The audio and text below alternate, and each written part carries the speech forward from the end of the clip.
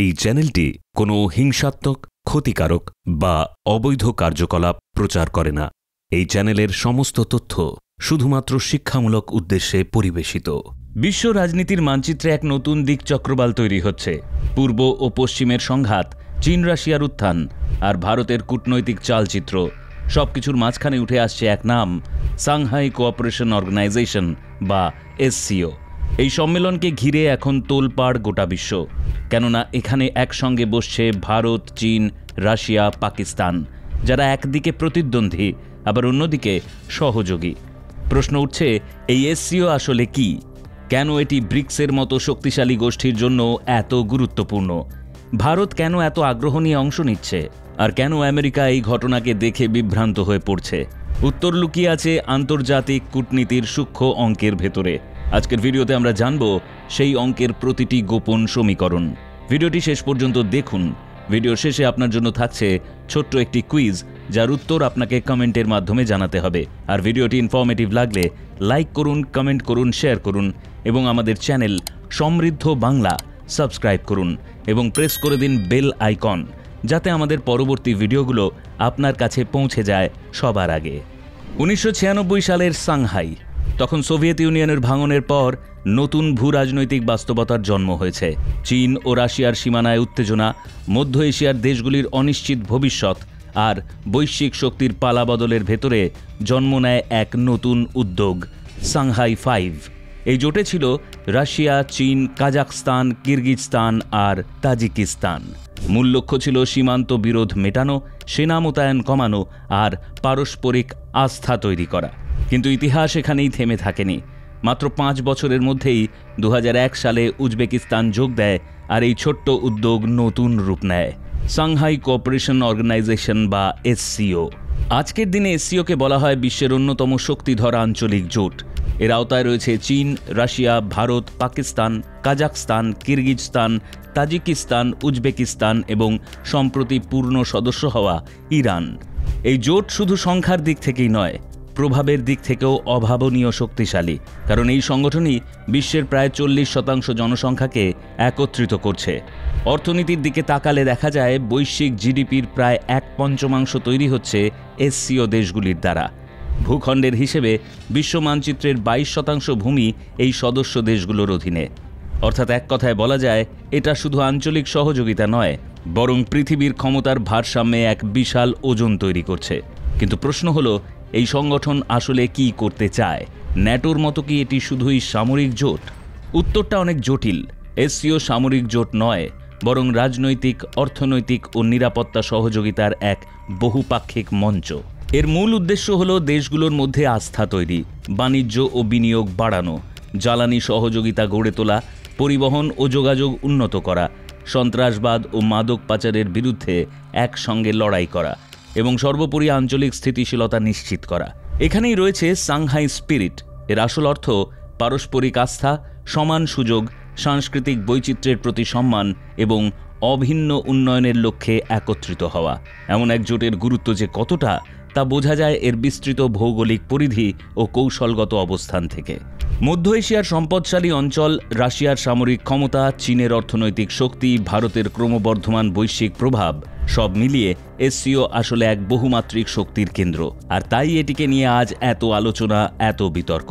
এখন প্রশ্ন আসে, এই সংগঠন কেন ব্রিক্সের জন্য এতটা গুরুত্বপূর্ণ? কারণ এখানে এক অদ্ভুত সমীকরণ কাজ করছে।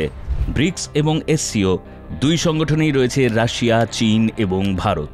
ব্রিক্স মূলত অর্থনৈতিক উন্নয়নের প্ল্যাটফর্ম, যেখানে লক্ষ্য হল বৈশ্বিক অর্থনীতিতে পশ্চিমা আধিপত্যের বিকল্প গড়ে তোলা। অপরদিকে এসসিও মনোযোগ দেয় নিরাপত্তা, কৌশলগত ভারসাম্য আর সন্ত্রাসবাদ মোকাবিলার দিকে। ফলে দুটি জোট একে অপরকে পরিপূরক করে তুলেছে। ভাবুন, যদি ব্রিক্স বিশ্ব অর্থনীতিতে বিকল্প শক্তি হয়, তবে এসসিও সেই শক্তিকে নিরাপত্তার ছাতার নিচে রাখার ভূমিকা পালন করবে। আর এখানেই লুকিয়ে আছে এর আসল তাৎপর্য। ভারত, চীন ও রাশিয়ার মতো শক্তিধর দেশগুলো এই দুই মঞ্চেই সক্রিয়। একদিকে অর্থনীতিকে শক্তিশালী করছে ব্রিক্স, অন্যদিকে রাজনৈতিক ও নিরাপত্তা কৌশলকে আঁকড়ে ধরছে এসসিও। তাই আন্তর্জাতিক সম্পর্ক বিশ্লেষকরা বলেন, ব্রিক্স ও এসসিওকে একসঙ্গে দেখলে বোঝা যায় এশিয়া কিভাবে ধীরে ধীরে নতুন শক্তিকেন্দ্র হিসেবে উঠে আসছে। ভারতের কাছে এই জোটের গুরুত্ব আরও আলাদা। কারণ এসসিও ভারতের জন্য শুধু একটি কূটনৈতিক প্ল্যাটফর্ম নয়, বরং এক বহুমুখী কৌশলগত হাতিয়ার। ভারত দীর্ঘদিন ধরেই মধ্য এশিয়ার সঙ্গে সংযোগ বাড়াতে চাইছে, কিন্তু ভৌগোলিক অবস্থানের কারণে সরাসরি রুট না থাকায় সেটা সম্ভব হয়নি। পাকিস্তানের ভৌগোলিক অবস্থান ভারতের জন্য বড় বাধা। কিন্তু এসসিওর মাধ্যমে ভারত মধ্য এশিয়ার সঙ্গে অর্থনৈতিক, জ্বালানি ও সাংস্কৃতিক সম্পর্ক বাড়াতে পারে। এছাড়াও ভারতের জন্য আরেকটি বড় বিষয় হল সন্ত্রাসবাদ। পাকিস্তান থেকে আসা জঙ্গি কার্যকলাপ ভারতের জন্য দীর্ঘদিনের মাথা ব্যথা। এসসিওর একটি গুরুত্বপূর্ণ অঙ্গ হল RATS, র্যাটস বা রিজিওনাল অ্যান্টি টেররিস্ট স্ট্রাকচার, যার সদর দপ্তর উজবেকিস্তানের তাশখন্দে। এখানেই সন্ত্রাসবাদ মোকাবিলার জন্য গোয়েন্দা তথ্য ভাগাভাগি হয়, যৌথ মহড়া হয় এবং সদস্য দেশগুলো কৌশল তৈরি করে। ভারতের জন্য এই প্ল্যাটফর্ম অত্যন্ত গুরুত্বপূর্ণ, কিন্তু এখানেই দেখা যায় এক দ্বিধা, কারণ পাকিস্তানও এসসিওর পূর্ণ সদস্য। ভারতের নিরাপত্তা যেখানে পাকিস্তানের কারণে হুমকির মুখে, সেই পাকিস্তানের সঙ্গে একই টেবিলে বসা ভারতের জন্য সহজ নয়। তবুও প্রধানমন্ত্রী নরেন্দ্র মোদীর এই সম্মেলনে যোগ দেওয়ার উদ্দেশ্য স্পষ্ট: ভারতকে বৈশ্বিক কূটনীতির মূল খেলোয়াড় হিসেবে প্রতিষ্ঠিত করা। চীন ও পাকিস্তানের সঙ্গে সরাসরি প্রতিদ্বন্দ্বিতা থাকা সত্ত্বেও আলোচনার মঞ্চে উপস্থিত থাকা ভারতের এক কৌশলগত প্রয়োজন। এর মাধ্যমে ভারত বার্তা দিতে চায় সে শুধু পশ্চিমা জোটের সঙ্গে নয়, বরং বহুপাক্ষিক সব প্ল্যাটফর্মেই সক্রিয় ভূমিকা নিতে প্রস্তুত। এখানেই আসে সবচেয়ে বড় প্রশ্ন: আমেরিকা কেন এই ঘটনায় বিভ্রান্ত হচ্ছে? এর উত্তরও লুকিয়ে আছে এই জটিল কূটনৈতিক অঙ্কে। আমেরিকা দীর্ঘদিন ধরে ভারতকে কোয়াড এর মূল স্তম্ভ হিসেবে দেখছে। কোয়াড মানে যুক্তরাষ্ট্র, জাপান, অস্ট্রেলিয়া এবং ভারত, যার মূল লক্ষ্য হল ইন্দো প্যাসিফিক অঞ্চলে চীনের প্রভাবকে ঠেকানো। এই মঞ্চে ভারতকে আমেরিকা প্রায় নিজের ঘনিষ্ঠ কৌশলগত মিত্র হিসেবেই ব্যবহার করছে, কিন্তু সেই ভারতই আবার চীনের নেতৃত্বাধীন এসসিওতেও সক্রিয় ভূমিকা নিচ্ছে।